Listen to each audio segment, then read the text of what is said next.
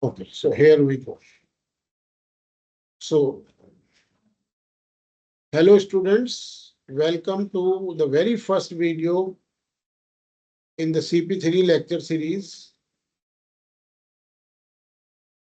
This is introducing you to the subject CP3, the objectives of the examination, the structure of the examination, and the marking of the examination.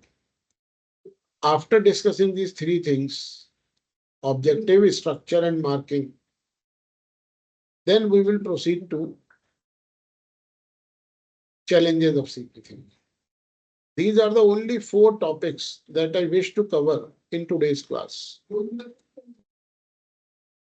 I would like to keep introduction short and crisp, and real learning will start from tomorrow.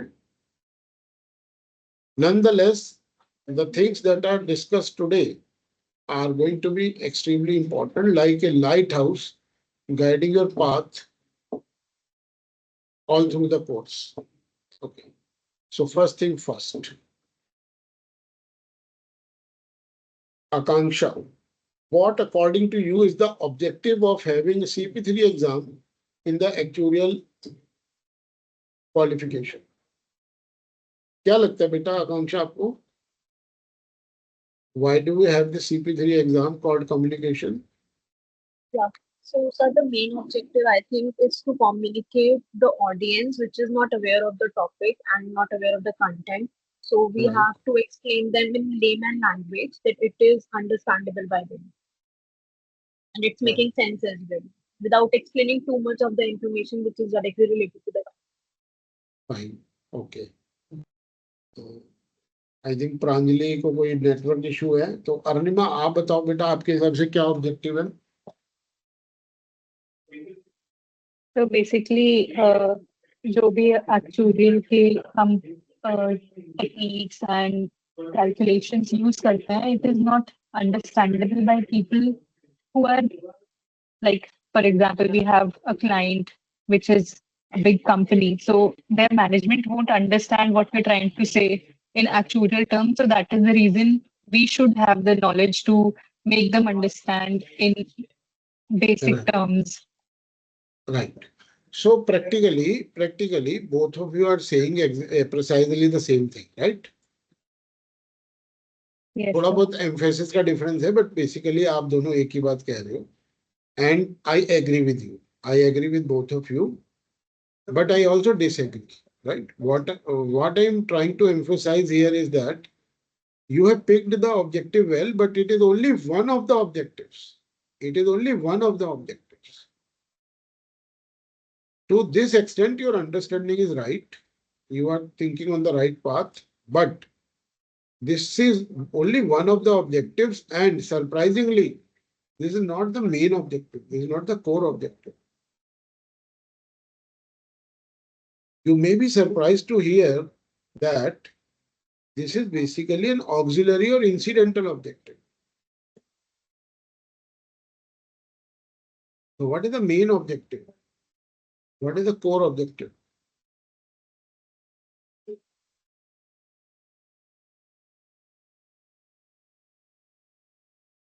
So there's one more thing. I think so. Whatever calculations and liability that we have calculated, so we have to write a report for regarding our observations. So for Okay. that as well, to write it in a short and crisp manner. Okay. आप क्या कहते हो आकांक्षा? आपके दिमाग में आ रहा है कोई और ऑब्जेक्टिव? हाँ जी. सो सर आई थिंक जो भी हम एक्सप्लेन करेंगे उसके बेसिस पे मे बी जो रीडर है उसको इन्फॉर्मेशन इस तरीके से मिले सो दैट अकॉर्डिंगली वो डिसीजन ले सके. सो डिसीजन मेकिंग भी आई थिंक एक इम्पोर्टेंट ऑब्जेक्टिव है. Right.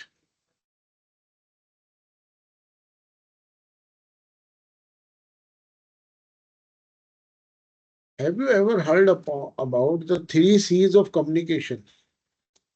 Have you ever heard about the 3 C's of communication?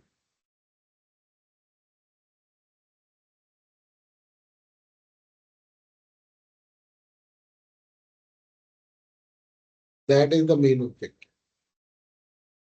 क्या आपके कम्युनिकेशन में वो तीनों सी हैं?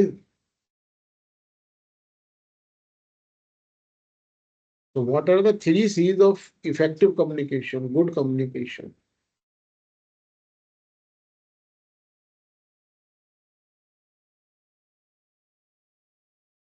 Now there is unanimity on the first two C, but there is some debate about the third C. So the three C's of communication are clarity,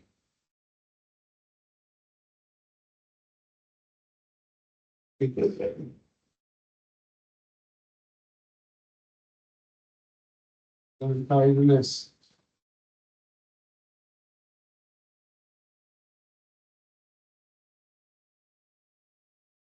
and third C, different authors will write differently. Some will insist on consistency. Some will insist on completeness.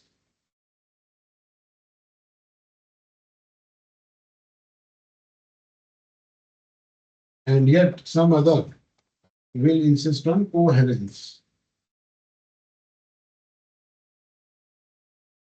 Right?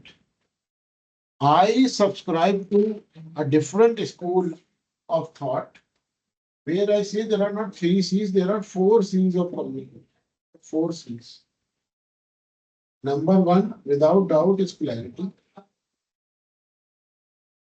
Number two is without doubt conciseness. Number three is coherence.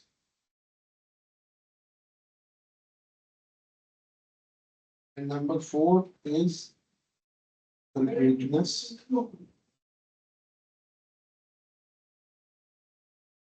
And all these four C's must be packed in an envelope of objective.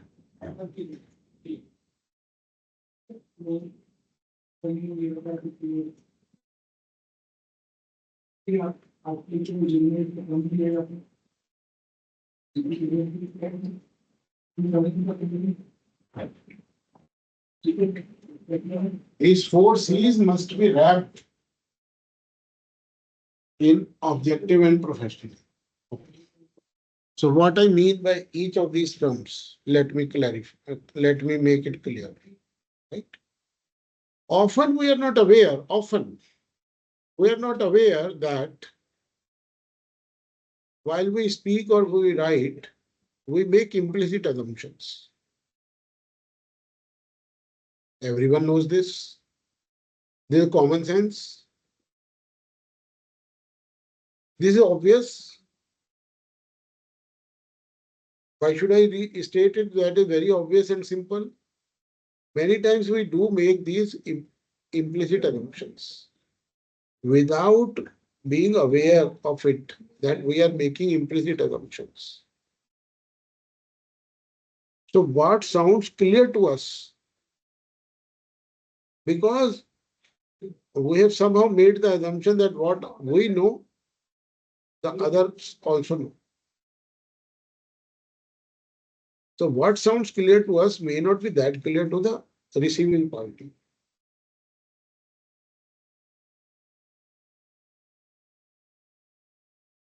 इसके ऊपर student बहुत focus करते हैं। आप भी यही बात बोल रहे थे कि अगर हमने एनईटी वर्ड यूज कर लिया तो हमारे ऑडियंस को तो एनईटी पता नहीं होगी, क्लैरिटी नहीं आएगी, उसे समझ नहीं आएगा। हमने सॉल्वेंसी टर्म यूज कर ली तो उसे तो सॉल्वेंसी का मीनिंग वो नहीं होगा जो हम लेते हैं। ठीक है, ये सारे ये ऑब्जेक्टिव है, नो डाउट, इसमें फोकस करना चाहिए।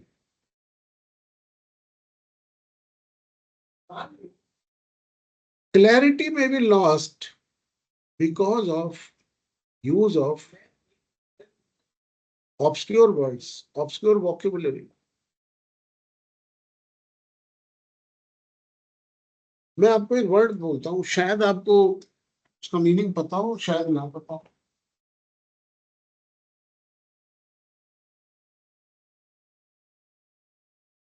देखिए, आकांक्षा, Arunima, do you know the meaning of this word nails?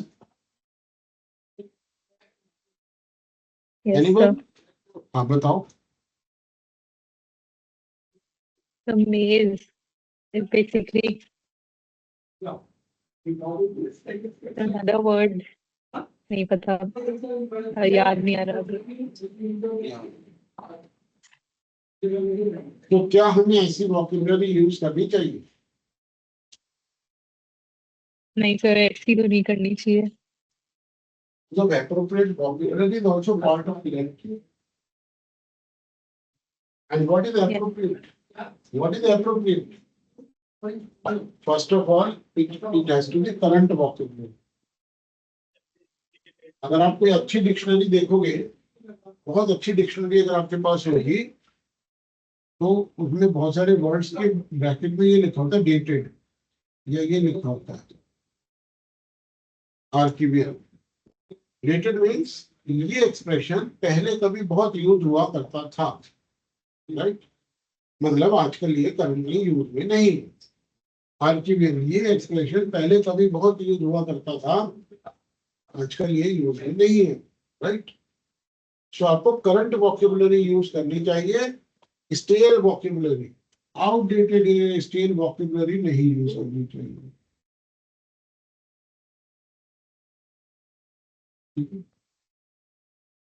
इसलिए इसमें मिलता जुलता एक टॉपिक आता है कि कुछ एक्सप्रेशन ना ओवर यूज में आके घिस पिट चुके होते हैं।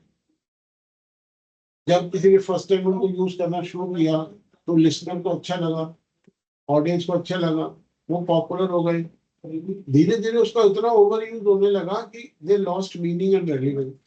वो ऐसी सिचुएशन और ऐसी जगह में यूज होने लगे जहाँ प्रिसाइजली उसका वो मीनिंग नहीं निकलता था, अप्रोक्सीमेट मीनिंग निकलता था, राइट?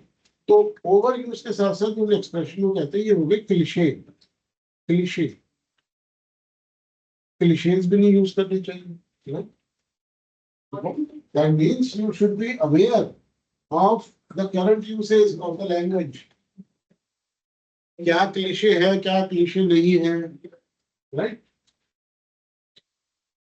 मैंने हाई स्कूल में जो ग्रामर पढ़ी है ना, वो मोस्ट ऑफ दोज एक्सप्रेशन वो क्लिशे हो चुके, ठीक है?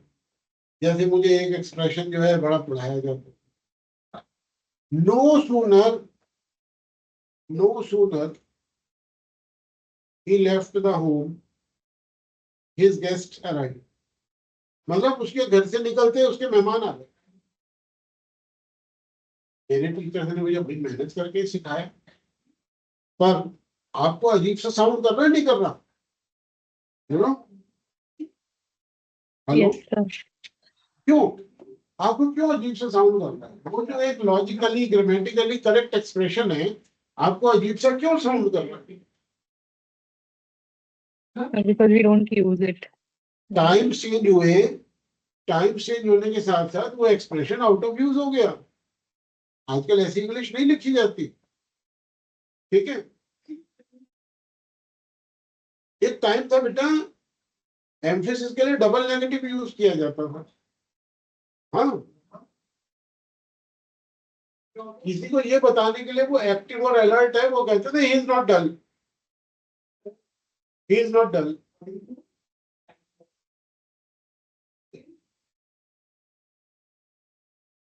क्योंकि मैं थोड़ा सा लैंग्वेज पे फोकस रखता हूँ, तो मैं पुराने नॉवेल अगर पढ़ रहा हूँ जो आज से 100 साल पहले लिखे गए थे या आज से 70 साल पहले लिखे गए थे, ठीक है, पता चलता है लैंग्वेज कितनी बदल चुकी है, राइट? मेरा एक स्पेशल इंटरेस्ट है होम्योपैथी में, राइट? मैंने काफी टाइम डिवोट किया होम्योपैथी पढ़ने और सीखने एज ए हॉबी।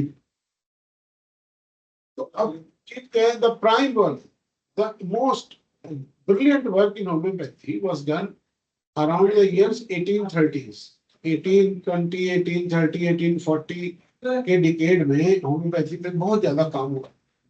सारी बुक्स उसी टाइम की लिखी हुई मिलती है। तब जैसे इंग्लिश चलती थी, जब जैसे एक्सप्रेशन चलते थे, वैसे आज थोड़ी चलते हैं। तो अगर मैं आज की इंग्लिश में इक्विप्ड हूँ, आज की इंग्लिश की मुझे नॉलेज अंडरस्टैंडिंग है और मैं उस चश्मे से वो किताबें पढ़ने लगूँ, I end up confusing a lot of things. I end up confusing a lot of things. बहुत सारी वोकैबुलरी चेंज हो गई। मैं सिर्फ मेडिकल वोकैबुलरी की बात नहीं कर रहा, जनरल वोकेबुलरी भी चेंज हो गई, ठीक है। आपको सुन के ताज्जुब होगा, उन बुक्स में ना इकोनॉमी वर्ड बहुत कॉमनली यूज होता है, इकोनॉमी इकोनॉमी। अब आप बोले हेल्थ की बुकेज में इकोनॉमी का क्या मतलब है, राइट? तो जो हमारी सिस्टम है ना, जिसमें सारे सिस्टम्स का इंटरेक्शन है, respiratory system, circulatory system, nervous system, ये सारे सिस्टम को एग्जिस्ट करते हैं और आपस में एक दूसरे से इंटरेक्ट करते हैं, राइट? तो ये सारे सिस्टम्स कॉम्बिनेशन को इकोनॉमी कहते थे उस टाइम।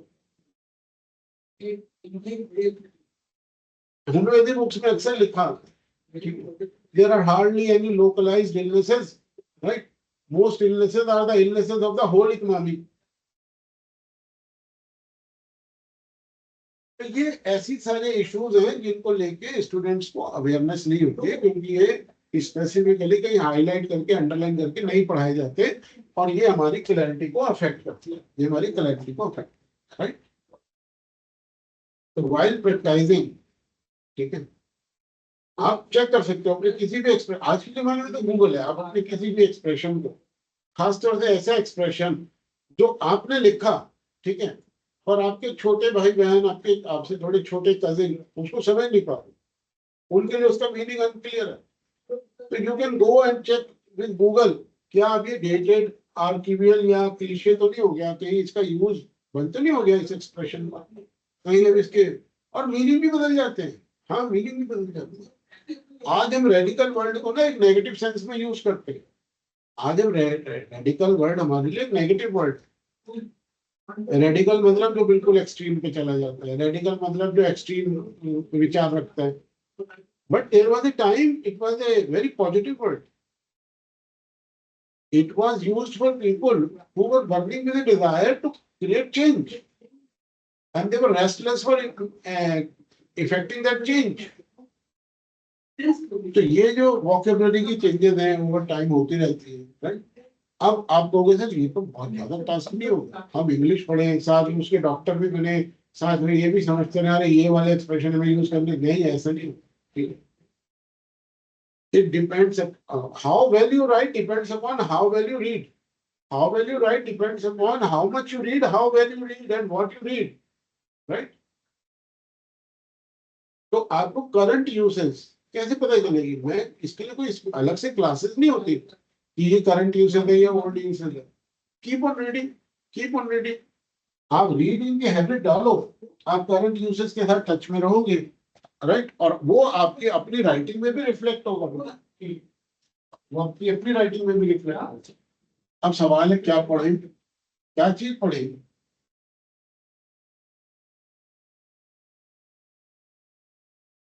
वैसे बाय द वे कुछ पढ़ते हो, है कुछ रीडिंग हैबिट आपकी?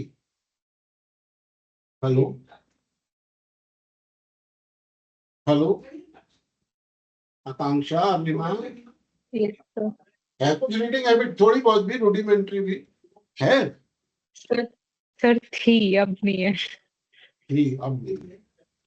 तो बेटा हाँ जी, अब तो कहीं बस ऐसा तो, कहीं पढ़ने ऐसा तो वाले। नहीं है कि जब आपने अपनी रीडिंग हैबिट छोड़ी है आपके एक्सप्रेशन वहीं पे कैद है, वहीं पे उसी उसी टाइम के एक्सप्रेशन आपके माइंड में नेचुरली आते हैं और आप उसी टाइम टाइम के एक्सप्रेशंस पे। अच्छा, कितने देर पहले छोड़ी है आपकी रीडिंग हैबिट? सर एक बहुत साल, ज्यादा 2 साल? टाइम तो नहीं हुआ। तो फिर तो करंट हाँ, हो गया आपका। दो। देखो मैंने मैं फिर ये, हाँ, वेरिएंस भी बहुत ज्यादा था बुक्स का, तो आई थिंक ऐसा तो नहीं है कि वो अटकी हुई है। ओके, चलिए। तो बेटा मैं जो रिकमेंड करता हूँ वो ये है,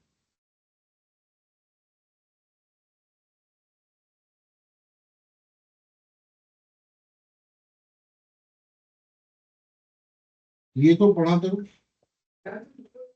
चाहे यूके वाली या इंडिया वाली प्रोफेशन की मैगजीन तो पढ़ो। This is part of your part of your preparation for CPT, ठीक है? एटलीस्ट एक प्रोफेशन मैगजीन तो पढ़ो। अच्छा, मैं ये नहीं कह रहा ईच एंड एवरी आर्टिकल पढ़ो, हर कवर टू कवर हर चीज पढ़ो, हर अक्षर पढ़ो, कुछ भी मत छोड़ो दीजिए, मैं नहीं कह रहा। पर कोई भी ऐसी किसी भी मंथ की मैगजीन पूरा सीधा बिना खुले कबाड़ी में मिले। जब आप शुरू करोगे तो आप बिगनर हो तो 4 पेज पढ़ोगे, थोड़े थोड़े आपको फिर इंटरेस्ट आने लगेगा, या किसी का टाइटल हेडिंग देख के इंटरेस्ट आने लगेगा, तो हफ्ते भर बाद आप शायद 6 पेज पढ़ रहे होगे, महीने भर में हो सकता है आपको 8 12 15 पेज पढ़ने लगो, राइट। ये तो टॉप है। नंबर 2,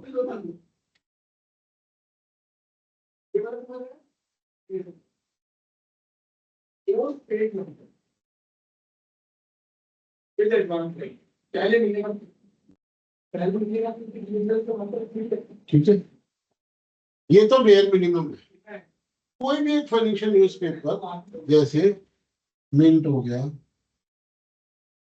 जैसे इकोनॉमिक टाइम्स हो गया, जैसे बिजनेस स्टैंडर्ड हो गया, ठीक है, कोई भी एक, या अगर न्यूज़पेपर नहीं पढ़ना चाहते तो एक आती है political and economic weekly.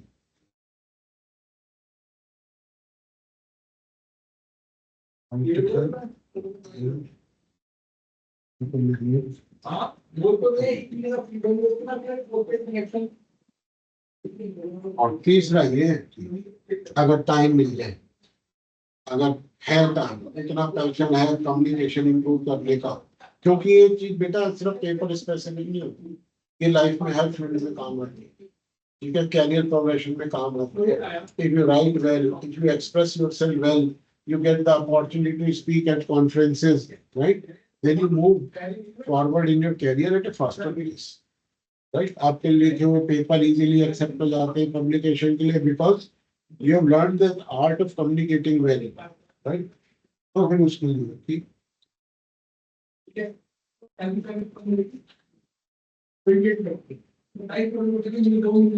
current literature, right? Which is not ish. हो सकता है मैंने स्पेलिंग गलत लिख दी, किश लिटरेचर, उसके अलावा कुछ है। आजकल तो ये भी कहना होता है वोक लिटरेचर में, किश और वोक लिटरेचर छोड़ के वो कुछ भी पढ़ो।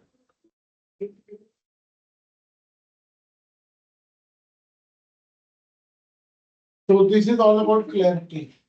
तो क्लैरिटी के बेटा दो एस्पेक्ट, ठीक है, एक तो use of proper expressions, current vocabulary, not stale vocabulary, right, use of words जिनका मीनिंग आपको खुद को क्लियर हो, राइट,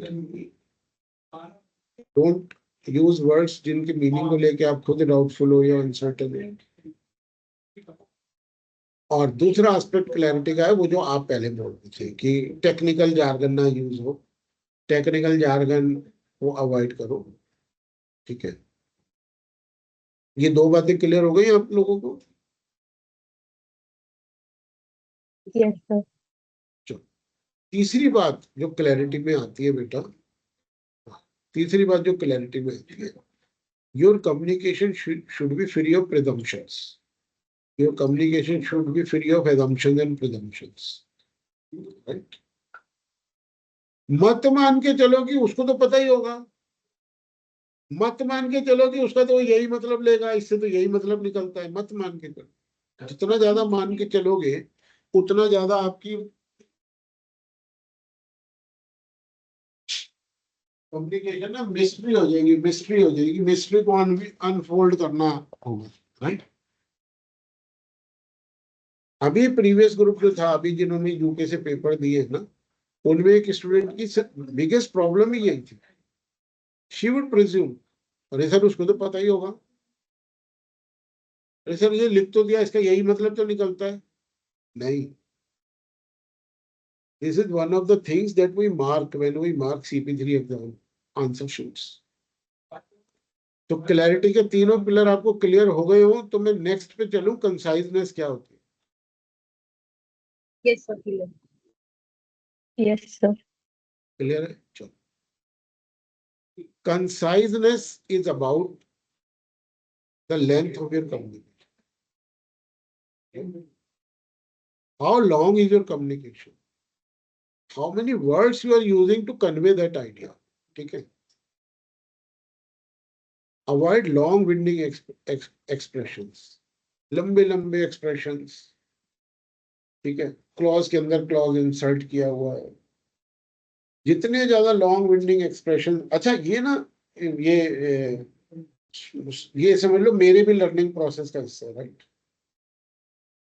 ये लॉन्ग विंडिंग एक्सप्रेशंस क्या होते हैं, कैसे ये कंसाइजनेस को अफेक्ट करते हैं, राइट।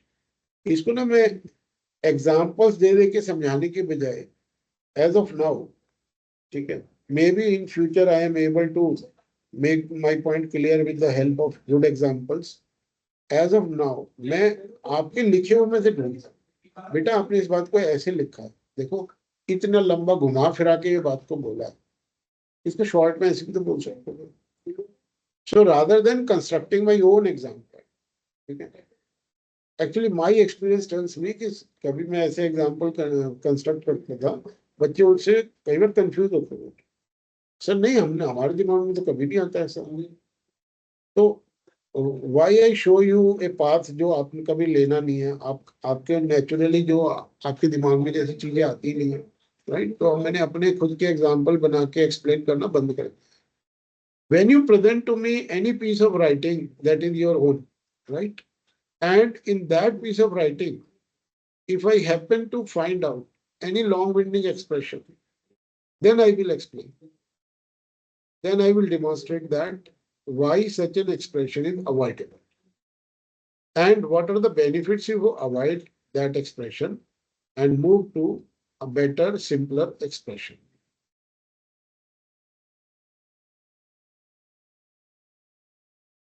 तो कंसाइजनेस का ये एक एस्पेक्ट है कि हमारे हर सेंटेंस पे का फ्लो स्मूथ होना चाहिए, सिंपल तरीके से अपनी बात को कहना चाहिए, लॉन्ग विंडिंग एक्सप्रेशंस नहीं होने चाहिए, जितना कम से कम शब्दों में हम अपनी बात को स्ट्रेट में डिलीवर करें उतना अच्छा। पर कंसाइजनेस का एक और एस्पेक्ट है, कंसाइजनेस के दो एस्पेक्ट हैं।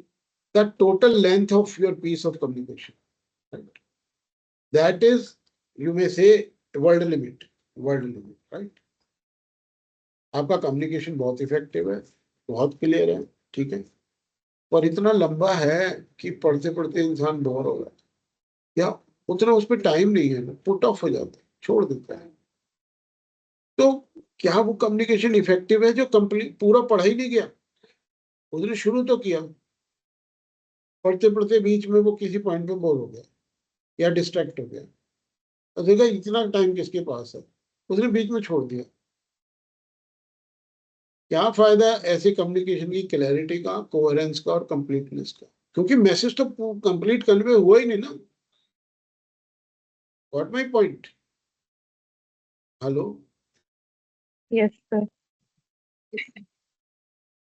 आकांक्षा, हाँ जी सर। कंसाइजनेस समझ में आ गई? हाँ जी। हाँ, तो ओबीज नहीं होनी चाहिए आप, मतलब मैं इसको पहले ऐसे मजाक में पढ़ाता था कि आपके का कम्युनिकेशन ओबीज नहीं होना चाहिए, ओबीज नहीं होना चाहिए मतलब उसमें एक्स्ट्रा फैट नहीं होना चाहिए, फालतू बातें लिखने का तो स्कोप ही नहीं है, right to the point, stick to the point.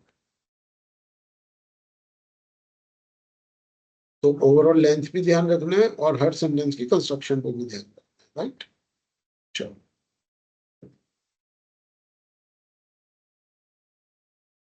Conciseness clear हो गई आपको, और ये भी क्लियर हो गया कि कंसाइजनेस की जो टीचिंग है, how to improve the conciseness in your communication, that will only come through marking your own piece of writings. Clear हो गया बेटा? Yes, sir. Next, what is coherence? Any idea what is coherence?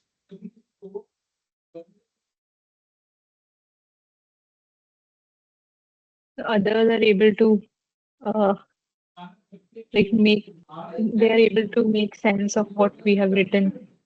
नहीं बेटा, coherence इसको नहीं कहते। Actually आओ मैं आपको थोड़ा सा बताता हूँ, कुछ ऐसा बताता हूँ जो आपने शायद ना पढ़ा हो।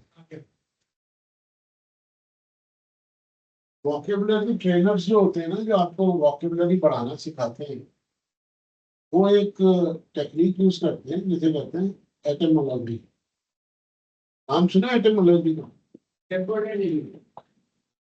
Have you heard about this term before? Hello? No, sir. नहीं. बेटा ये जो होता है ना, etymology is the method of teaching new words, okay, by tracing each word to root word. Each word its root word. बहुत simple सा example देता हूँ. The root word is side, which means to kill. This is to kill self. To kill self.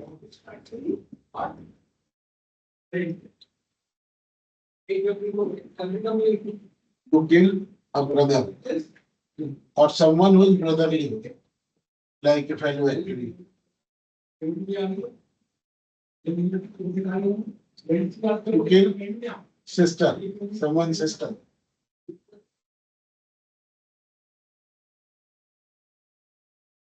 To kill someone's wife, kill your own wife. I'm sorry, sorry. To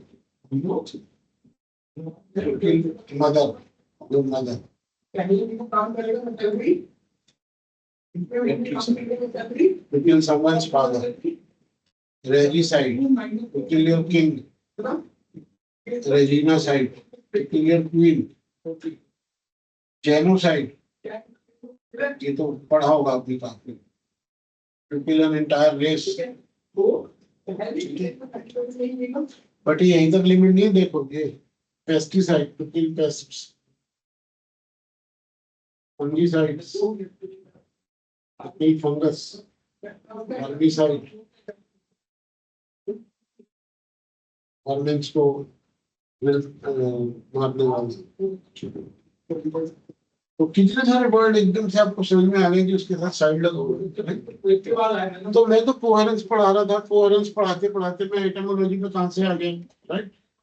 ये समझा दो coherence word खुद कहां से आया, right? Adhere means to stick. Stick इसी से बना एडहेसिव, इसी से बना एडहेसिव, और इसी से बना cohere, to stick together, to stick together. So what you write is just a bundle of some sentences, or is it a flow of ideas? That is coherence. What you have written is just some collection, some random collection of sentences, some disjoint sentences, right? Or some disjoint paragraphs, or is it a complete piece of writing in the sense that an idea flows from one line to the next line very smoothly like a river? That is coherence. Do your words, do your sentences, do your paragraphs stick together, or they are not sticking together? They are all pieces just lying here and there. So a good piece of writing is where your ideas stick together. Your sentences stick together. There is a smooth flow. There is a smooth flow of ideas, right? I hope now you understand what is coherence. Coherence. Yes, sir. Yes, sir. This is basically coherence is the difference between a good movie and a bad movie, right? A well-made movie, a movie that becomes a hit, is basically coherent. The sequences, the scenes follow one after the other in such a succession, in such a quick succession that we don't get a chance to think.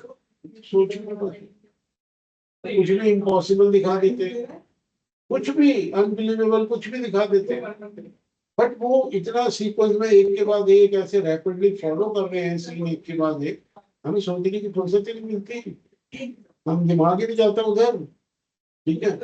और वो flow में कहीं boredom नहीं आती, कहीं break नहीं आती, right?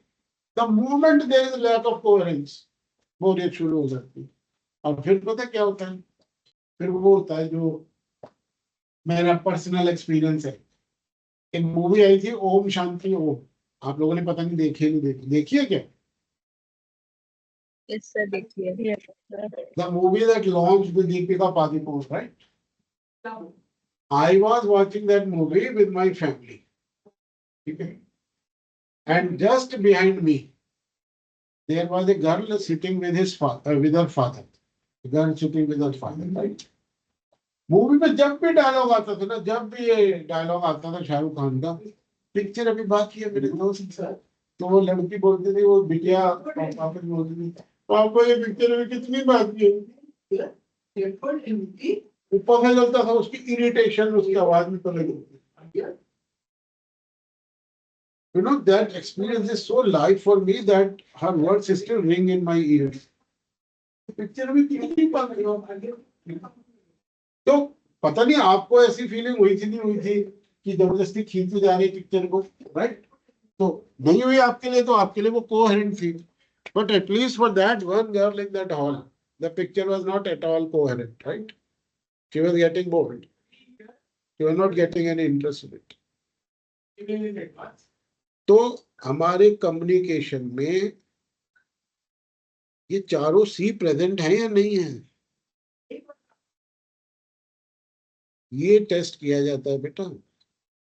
और मैं देखता हूँ session after session, session after session, मेरे पे स्टूडेंट्स आते हैं, सीनियर से बात की होती है उन्होंने, या एक दो अटेम्प्ट भी दिए हुए होते हैं, ठीक है, उनकी ट्रेन क्लैरिटी पे रुक जाती है, क्लैरिटी के आगे बढ़ती ही नहीं है।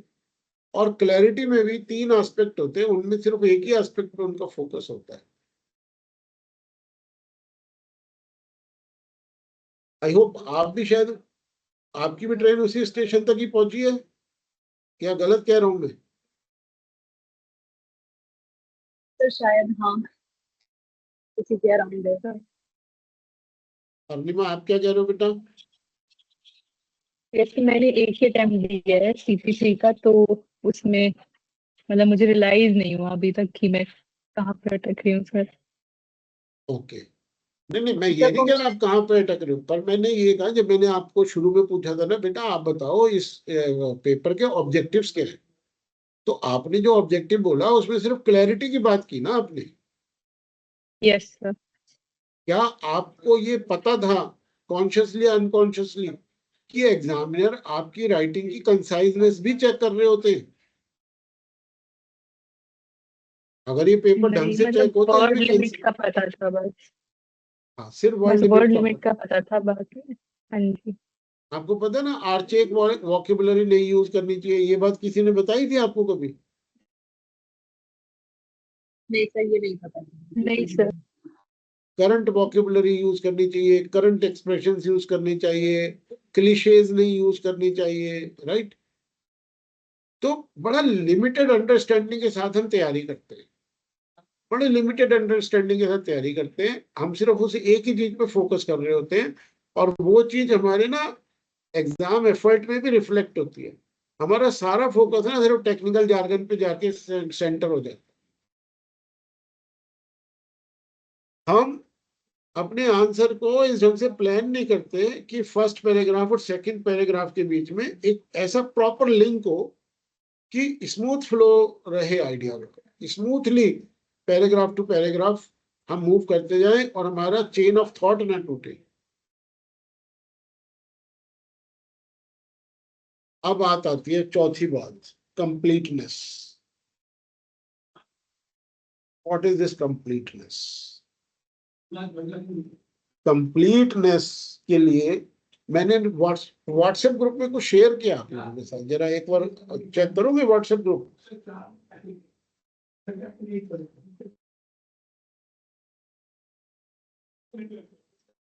Basics of communication start with question analysis, keyword analysis, audience analysis. इन तीन चीजों को मैंने हाईलाइट नहीं किया। I hope you are referring to the WhatsApp message. Yes sir. इन तीन चीजों को मैंने हाईलाइट नहीं किया, पर जो चौथी चीज है ब्रीफ पिकिंग, उसको मैंने बहुत ज्यादा हाईलाइट किया, कैपिटल लेटर्स भी यूज किए और उसे बोल्ड भी किया, right? Yes sir. Why so? Why so? Because unless you pick the brief well. Unless you are clear about the brief, that what is exactly expected of me, what is the sole purpose of writing this piece of communication, what is exactly expected of me. जब तक आप ये पूरी तरह से अच्छे से clearly pick करना नहीं सीखोगे, आपके कम्युनिकेशन में कंप्लीटनेस की कमी रहेगी हमेशा. कुछ ना कुछ जरूर आपसे मिस हो जाएगा. ये विशफुल थिंकिंग वाली एक्सरसाइज नहीं होती. somehow I will get it right, somehow I will get it right. No, उस somehow के लिए मेरी जरूरत नहीं है, उस somehow के लिए टीचर की जरूरत नहीं है. Somehow we will get it right. You need a training in brief picking. Question analysis, more or less, हम सीख जाते हैं अपनी प्रोफेशनल लाइफ में, ऑफिस में काम करते करते. आइदर वे, हार्ड वे और द इजी वे, सीखना पड़ता है. तो क्वेश्चन एनालिसिस में बच्चे इतने पुअर नहीं होते, थोड़ा बहुत ही चीजें बतानी पड़ती है. कीवर्ड एनालिसिस भी इतने प्रॉब्लमेटिक नहीं होता. और ऑडियंस एनालिसिस तो सबसे टॉप ऑफ द माइंड रहता है, क्योंकि सीनियर से बात करो तो वो ऑडियंस ऑडियंस ऑडियंस करते रहते हैं. आप 4 सीनियर से पूछ लो CP3 क्लियर करने के लिए चाहिए, ठीक है, वो आपको कन्विंस कर देंगे कि it is all about audience, it is all about audience. Right और नॉट? Yes, sir. आकांक्षा, आपका ऐसा कोई एक्सपीरियंस है, कभी सीनियर की एडवाइस मांगी है CP3 के लिए? हाँ जी सर. तो ऑडियंस जी सर. एनालिसिस. अच्छा, जी सर, बता ऑडियंस, रहे सर. हाँ जी. मैं ये नहीं कह रहा, बिल्कुल भी मैं ये नहीं कह रहा कि ऑडियंस एनालिसिस इंपॉर्टेंट नहीं होता. No, I will never imply that. But क्या ऑडियंस एनालिसिस पे बात खत्म हो जाती है? मेरे हिसाब से नहीं होती. Once you start picking your brief well, तब आपको दोनों चीजें मिलती हैं. ब्रीफ को प्रॉपरली क्वेश्चन में से पिक करने से आपको दोनों चीजों का फायदा मिलता है. एक, आपका मैसेज कंप्लीट होगा, आपसे कुछ मिस नहीं होगा.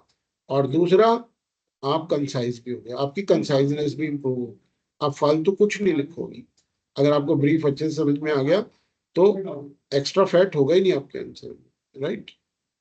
And if you start practising brief picking, and 3 question, ज्यादा मैं बहुत ज्यादा बात नहीं कर रहा, जस्ट 3 क्वेश्चंस आप ब्रीफ पिकिंग मेथड से करके देखो, तो चौथे क्वेश्चन में आप देखोगे आपकी कोहेरेंस ऑटोमेटिकली इंप्रूव होगी.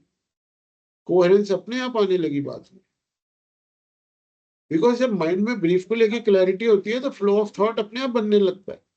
एक प्रॉपर फ्लो अपने आप बन जाते हैं कि पहले ये बोलेंगे, फिर ये वाली बात बताएंगे, फिर ये बताएंगे, फिर ये बताएंगे, फिर ये बताएंगे, फिर ये. Right? So I hope I have made my point clear about the 4 C's of communication. Yes. Okay.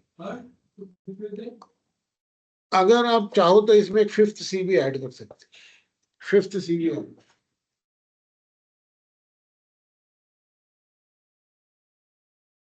और ये CP3 के लिए ऐड किया हुआ है.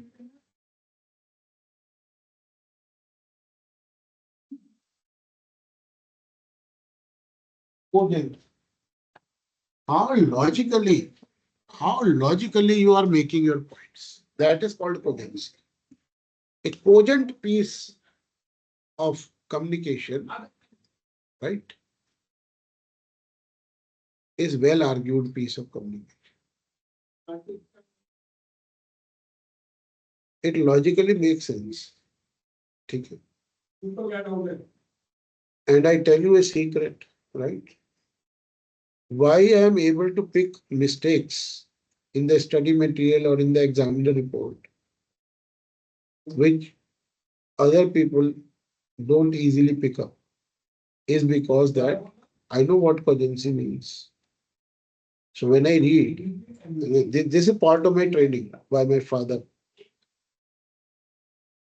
When I read, I also keep thinking that what should follow naturally, what should follow naturally. अगर वो चीज आती है सामने, आती रहती है, तो स्मूथ फ्लो चलता रहता है। अगर वो नहीं आती, कुछ और आ जाता है, that does not gel with me, वो मेरे माइंड में स्ट्राइक करती है, भाई ये यहाँ ये कैसे आ गया। So that gives me some ability to pick inconsistencies and mistakes. A cogent piece of writing is free from inconsistencies, right? तो इसे कुछ लोग कंसिस्टेंसी भी कहते हैं, कोजेंसी को कंसिस्टेंसी भी कहते हैं, राइट। नाउ अब आप ये कहोगे सर आपके तो पांचों सी खत्म हो गए, इसमें टोन एंड टेनर तो आया ही नहीं, टोन एंड टेनर तो कहीं आया ही नहीं।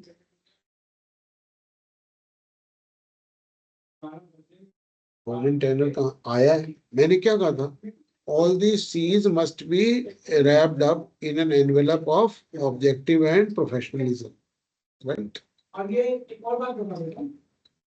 With what objective in mind I'm drafting this piece of communication, and as a professional, right, in what relation I stand to various stakeholders, the recipient of the communication, the intended beneficiary of the communication, and those who want me to draft this communication. मुझे दोनों parties का सोचना है।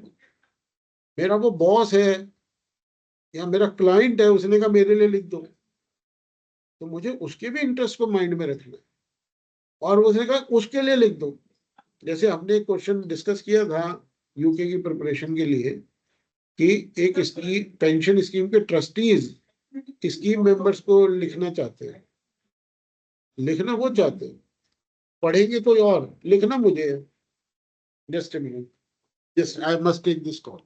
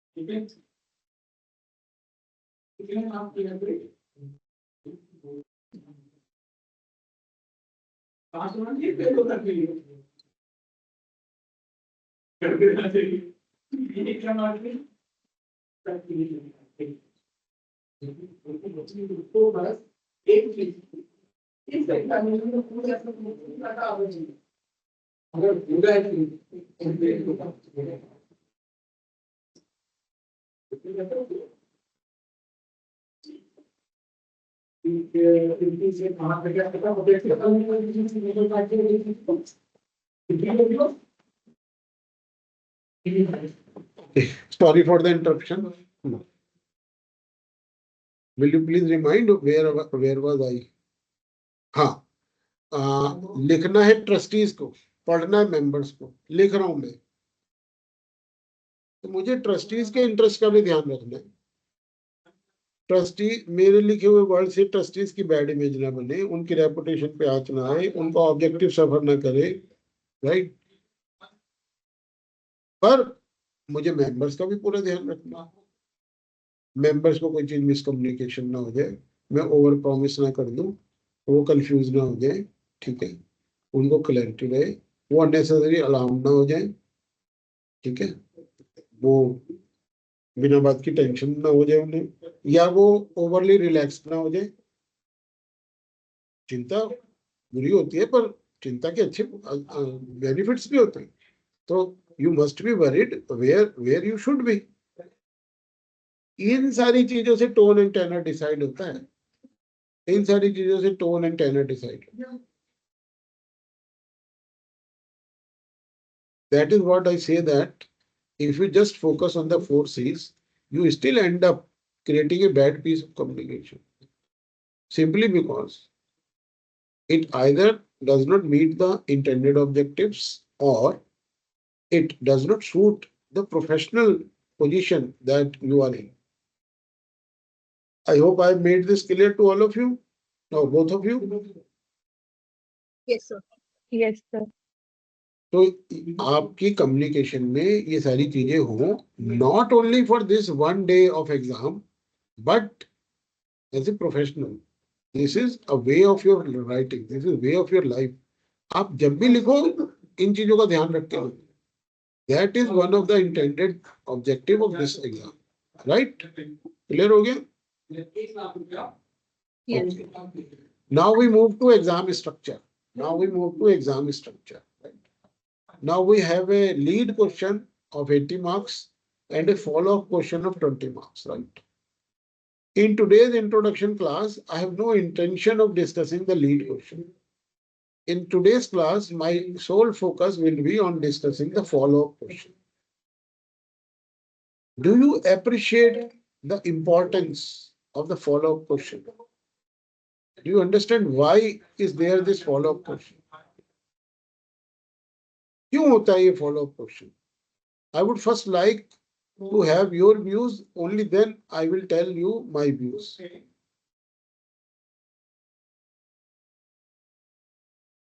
तो follow question में basically वो यही पूछते हैं कि जार्गन कौन से अवॉइड करें हैं, कौन से एक्सप्लेन करें. और वो फर्स्ट क्वेश्चन से रिलेटेड इसीलिए होता है बिकॉज जो हमने फर्स्ट क्वेश्चन आंसर किया उसमें अगर हमने जार्गन एक्सप्लेन करे या उसको कंसिडर किया तो हमने मतलब उसको कंसिडरेशन में रखते हुए अपना आंसर ड्राफ्ट किया. सो दैट्स व्हाई वो इम्पोर्टेंट रहता है एट द एंड कि मतलब वो रिलेट भी कर पाते हैं फिर हम कि एक्चुअल में ये ऑडियंस के अकॉर्डिंग इम्पोर्टेंट था या नहीं, या फिर इसको एक्सप्लेनेशन की नीड थी या नहीं. Okay. अनिमा, आपको क्या लगता है बेटा फॉलो अप क्वेश्चन क्या होता है?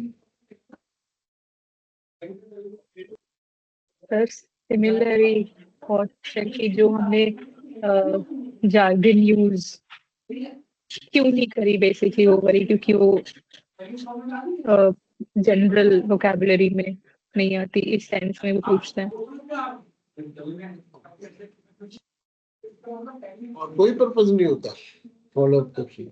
आपने दोनों ने जो बात बोली सही बोली है, आप सही बोली है. जैसे कि जब शुरू में ऑब्जेक्टिव की बात हुई थी आपने सही बोला था, बट इज इट ऑल? क्या यहाँ पे बात खत्म हो जाती है या कुछ और भी है? There is more to it that you may not know. सोचो, कुछ और ऐड करना चाहोगे अपने आंसर में? अभी तक जो आंसर दिया वो सही है.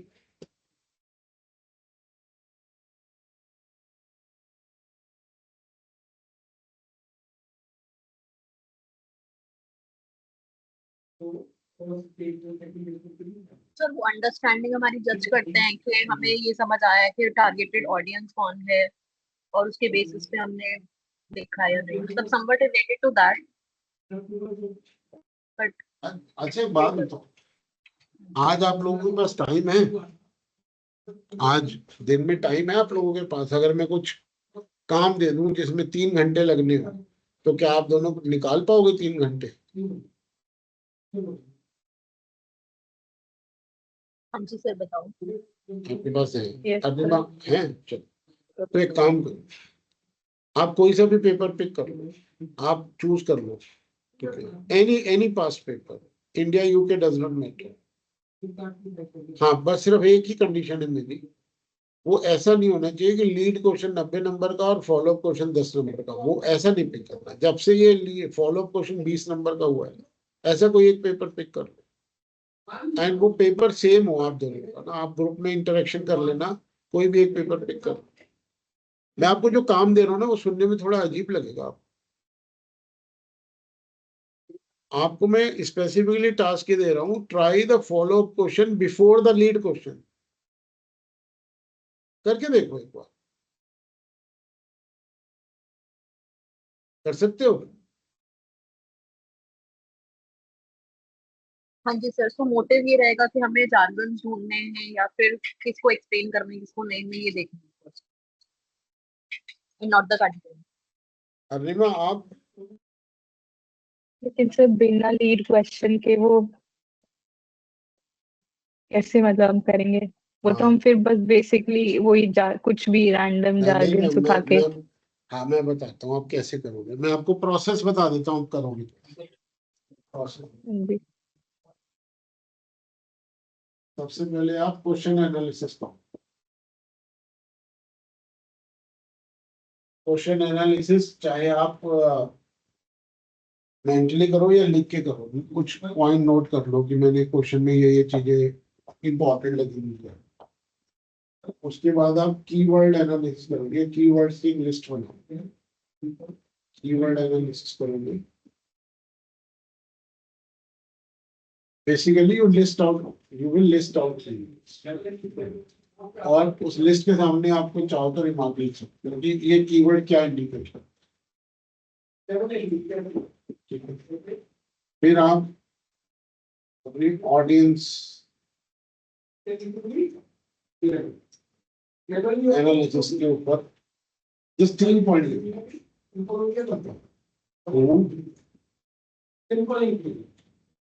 Y 3 point. फिर अभी आपको आता नहीं है ब्रीफ पिकिंग, राइट, बट मैं शॉर्ट में बता देता हूँ. what is exactly expected of me. इस क्वेश्चन को माइंड में रख के जो सोचते थे वो what is exactly को मैं highlight what is exactly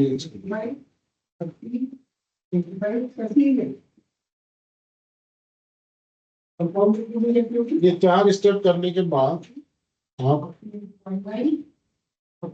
tone and tenor का डिसीजन लेंगे.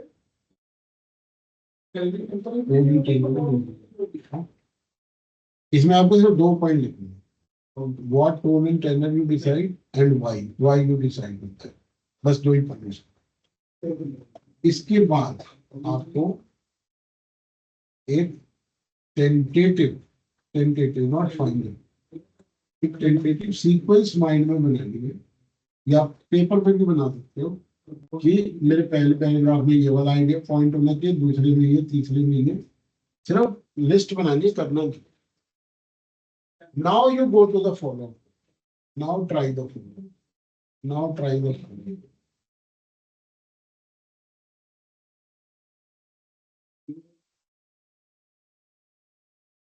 And then try the lead. सिर्फ एक क्वेश्चन ऐसे करके देखो.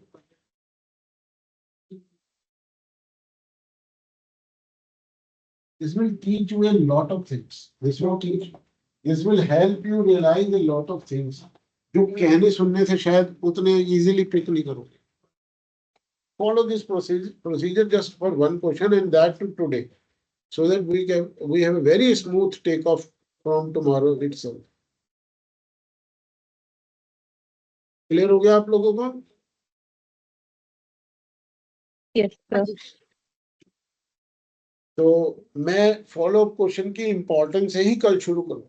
कल की क्लास में यहीं से आपको बताना शुरू करूंगा कि फॉलो अप क्वेश्चन की क्या इंपॉर्टेंस है, क्यों इसे इंट्रोड्यूस किया गया. ठीक है, ये फॉलो अप क्वेश्चन ही है जिसकी वजह से ये रिटर्न एग्जाम हो रहा है. नहीं तो पहले प्रेजेंटेशन वगैरह होती थी, वीडियो शूट करके भेजो. पता है आपको ये सब? एक टाइम में ये ऐसे भी होता था CP3 का पेपर. Video shoot as in situation को एक्सप्लेन हाँ. करके. हाँ, आपको प्रॉब्लम मिलती थी, आपको ऐसी सिनेरियो मटेरियल मिलता था, फिर क्वेश्चन आता था. ठीक है, फिर उस क्वेश्चन को पढ़ने के बाद आपको एक प्रेजेंटेशन देनी होती थी. और वो प्रेजेंटेशन आप इमेजिन करते थे आपके सामने लाइव ऑडियंस बैठी है, प्रेजेंटेशन देते थे, उसको उसका वीडियो रिकॉर्ड होता था, वो वीडियो भेजते थे आप IF पे.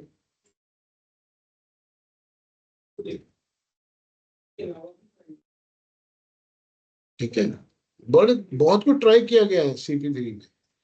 बहुत अलग अलग फॉर्मेट्स में CP3 पेपर लिया गया है, राइट.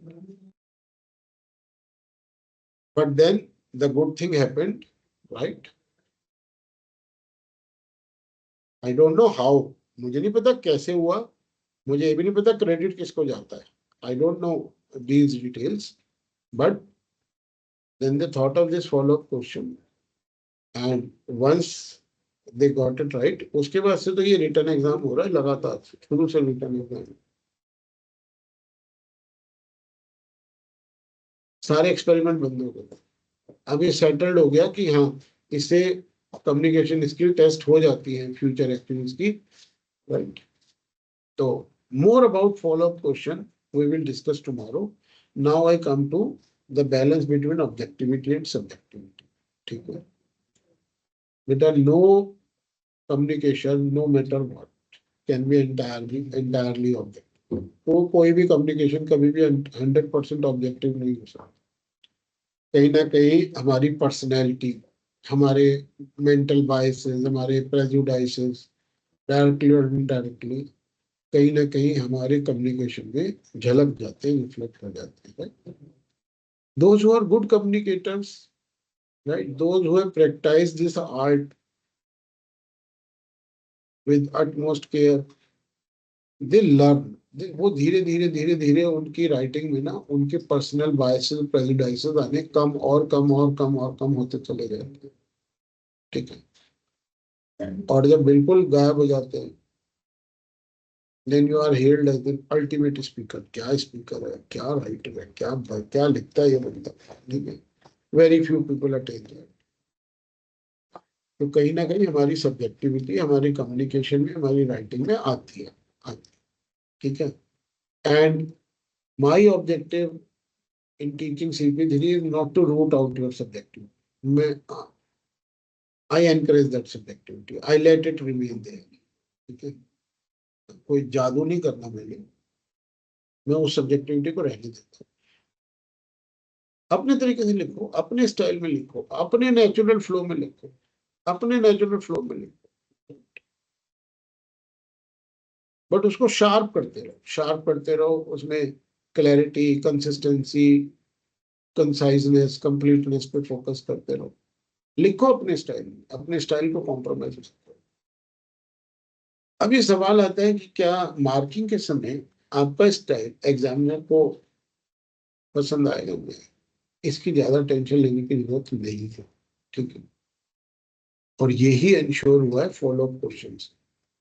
तो इन दोनों का कनेक्शन है, फॉलो अप क्वेश्चन का और ऑब्जेक्टिविटी और सब्जेक्टिविटी का जो बैलेंस है, जो मार्किंग के समय मार्कर को नंबर देते हुए आता है उसके लिए. आई डोंट नो ये जो थ्योरी में हम कहा जाता है, ये एक्चुअली प्रैक्टिकल में इंप्लीमेंट कितना हो पाता है, किस हद तक हो पाता है, that I am not in know of. ठीक है. आई विश कि पूरा पूरा इंप्लीमेंट होता हो, बट अगर वो पार्शियली भी 80-90% भी इंप्लीमेंट होता है ना, तो your subjectivity would not be a concern. It should not be a factor that will fail you, right? So don't think कि जब तक आप 100% ऑब्जेक्टिव नहीं हो जाओगे आपका ये पेपर पास नहीं हो जाएगा. बिल्कुल मत सोचो. ठीक है. So let your individuality be reflected in your writing. No issue about it, right? Work on other aspects. Work on other aspects. So that is all I would like to cover in today's video, right? अब मैंने एक चीज और बोली थी video के beginning में, that I would like, after completing these three things, I would like to discuss the challenges of CP3 exam. But somehow I've run out of time, and sorry, I will not be able to discuss the challenges of CP3 exam in today's class. So we are going to do that tomorrow. So that is all in this video. Thank you very much. Thank you for watching the video. Please keep watching Inflection Point videos. Sure. Recording तो मैंने बंद कर दी.